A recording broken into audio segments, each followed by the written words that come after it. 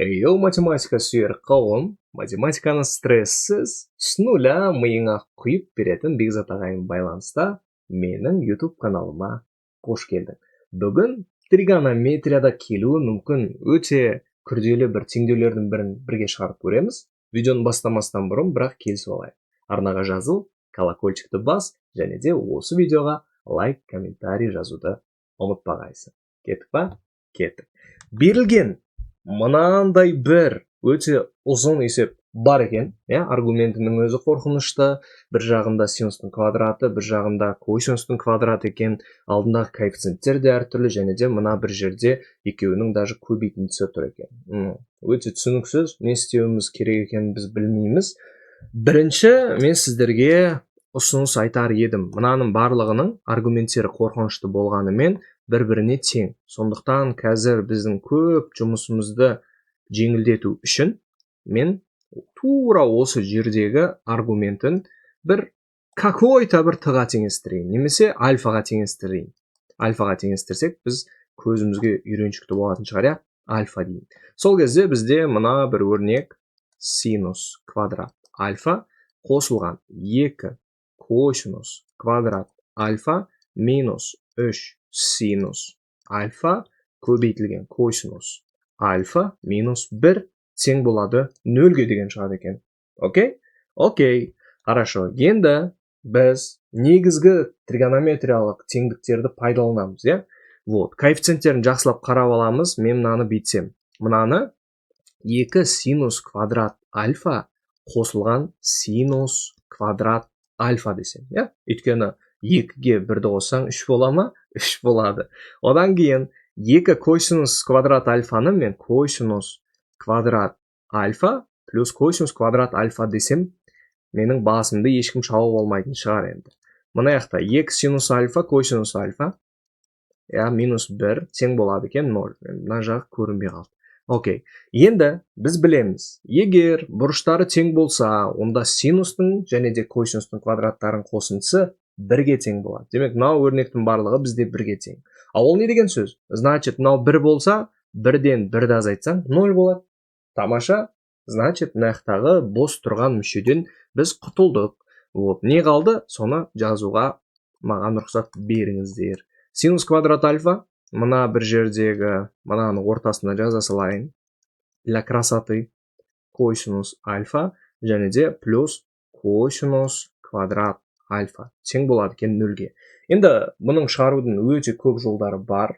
Ең қарапайымы, ең жақсы жолдардың бірі, ол екі жағында біз косинус квадрат немесе синус квадратқа бөліп жүрсек болады. Себебі бұл теңдеу бізде бір текті теңдеуге келіп тұрғанын байқауға болады енді. В принципе, сол үшін екі жағын бөліп жіберейік косинус квадрат альфаға, Енді косинус квадрат альфа 0-ге тең болмау керек, оны бөлу үшін, бірақ енді бастапқыға қойып көрсеңіздер, в принципе 0-ге тең емес секілді, квадраты 0-ге қашан тең болады?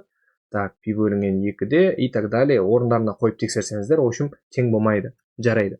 Енді бөле берейік. Косинус квадрат альфа, мына бір жері косинус альфа көбейтілген косинус альфа, мына бір жері косинус квадрат альфа. Косинус альфа деп неге жаздым? Өйткені екеуін көйтсең, косинус квадрат альфа болады. Разница жоқ. Енді мына бір жерден косинус квадрат кетті, косинус пен косинус кетті. Мына екеуінің дәрежелері бірдей общий дәреже қылып шығара жібере салсам болады, немесе былай айтам. 2 синустың косинусқа қатынасы, синус квадраттың косинус квадратқа қатынасы тангенс квадрат альфа минус мына жақта синустың косинусқа қатынасы ол тангенс альфа плюс 1 тең болады екен 0-ге. Осындай бір квадрат теңдеу шықты, өте қарапайым түрдегі. Значит, 2 тангенс квадрат альфа, коэффициенттерін қате кетпеуіміз керек екен. 3 тангенс альфа және де қателеспесем плюс 1, плюс 1 тең болады екен 0. Енді бұл жақта тағы да бір рет арам пиғылға салынамыз.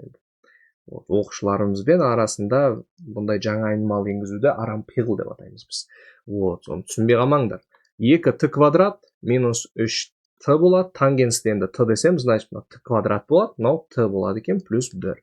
Иә, тең болады 0-ге. Енді біз білеміз. Мынандай бір коэффициенттердің қасиеті бар. Міне, a коэффициенті бізде 2-ге тең болып тұр. b коэффициенті бізде минус 3-ге тең болып тұр. Мына c коэффициенті бізде 1-ге тең болып тұр. Бұның барлығын қоссаң 0 болады. Демек, бір түбірі железобетонна бізде 1-ге тең болады екен.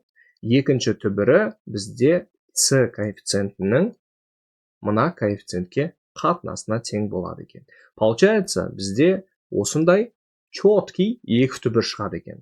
Четкий ма, четкий емес па, енді көресіздер. Меніңше біреуі четкий, екіншісі не очень-то четкий болып тұр. Себебі 2-ден 1 деген қазір енді тангенстің нақты бұрыштарына ондай мәнді таба алмаймыз. Сондықтан сразу аркқа кетіп қалатынымыз бар екен. Енді обратная подстановка. Есімізге түсіреміз. Тангенс альфамыз бізде t-ға тең болса, ал t-ның бірінші мәні бізде 1-ге, ал екінші мәні бізде 2-ден 1-ге тең болса, онда давайте бірінші альфаны тауып алайық. Біріншісі, тангенс альфа тең болады екен 1-ге, альфа қанша болғанда 1-ге тең болады? Пи бөлінген 4. Периоды pn. Одан кейін екіншісі, тангенс альфа тең болады екен 2-ден 1-ге. Я, екі жағын арктангенс дейміз. Сонда арктангенс тоже периоды pn болады екен. Бұл жақтағы n тиісті z-ге. Соны естеріңізге сақтап қойыңыздар. Бұл бізде соңғы жауабы ма? Өкінішке орай бұл бізде соңғы жауап емес. Себебі біз альфаның мәнін таптық. А бізге ненің мәні керек? Бізге x-тің мәні керек. Бастапқыда осылай біз айнымалы енгізіп кеттік. Сол айнымалыларға қайтадан біз қазір барамыз. Есімізге түсіреміз. Ең алдымен есімізге түсіретініміз ол 2x минус пи бөлінген 6. Ол бізде альфаға тең. Значит, біріншісі бағана бізде альфа тең болды. Пи бөлінген 4. Периоды pn. n тиісті z. Окей. Альфаны орнына қоям. 2x минус пи бөлінген 6. Плюс pn. Тең. Тең болады екен. Енді альфаны орнына қойдым ғой. Пи бөлінген 4 плюс pn n тиісті z-ге. Окей. Мына бір жақта кәдімгі теңдеу секілді мынау. Минус еді. Плюс таңбамен өтеді. Окей. Значит, қазір плюс болса, мына бір жаққа ортақ бөлім бере салайық. Плюс пи бөлінген 6. 12-ден береміз. 12-ні 4-ке бөлсек 3. 2 болады екен 6-ға бөлсек. Значит, 5π бөлінген 12 деген шығады. Значит, 2x тең болады екен 5π бөлінген 12. Периоды pn. И бұдан шығады, мына 2-ке көйділіп тұр, бөліп жіберсек, x тең болады екен 5π бөлінген 24. Периоды пи бөлінген 2 n және де n тиісті z-ке. Окей. Осы бізде бір түбірі. Енді сіздерге тапсырма, достар. Екінші түбірін табыңыздар. Сіздердің қолдарыңыздан келеді, дұрыс жауапты комментарийға жаза кетіңіздер. Видео ұнады ма? Видео ұнаса, міндетті түрде арнаға тіркеліп қойыңыздар. Осындай пайдалы видеолар көп болсын десеңіздер, қолдап лайк басып кетсеңіздер болады. Егерде математика пәнін таңдап, ұбт-да базаңыз болмай, қиналып жүрсеңіз, онда міндетті түрде описаниядағы номерға жазсаңыз болады.